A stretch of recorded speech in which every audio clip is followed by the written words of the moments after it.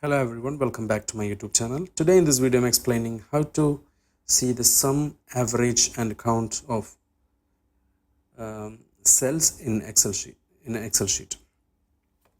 Okay, so for example I have put some numbers over here. You can see I have put around 6 numbers here, and I want to find the 3 things which I have discussed in the beginning, which is sum, average and count. So let's go and find the sum. As you know, there are simple methods in modern Excel versions.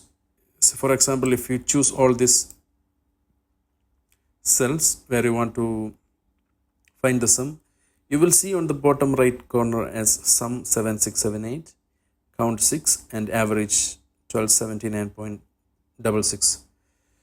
So but if you want this in a particular cell, you can use the formulas.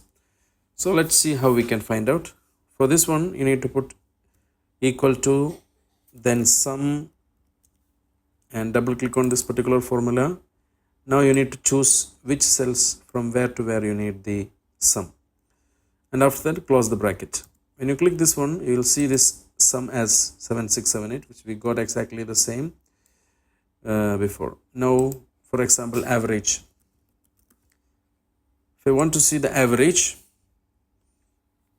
we need to put same format, equal to first, then average. It will automatically pop up here. Just need to double click and then choose the 6 cells which we have given before, and close this one, and you will get the exact figure 1279.667.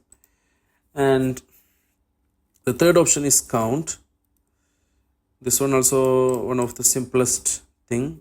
Sometimes we need to find out when we have a lot of columns and lot of cells, count, and then you can go from here to here and close the bracket. So see this one 6. Say for example, if I have put something like blank, then you can see automatically the count is converted to 5, even if the selected cells include all this. So which means it will remove all the blank columns in that particular selection.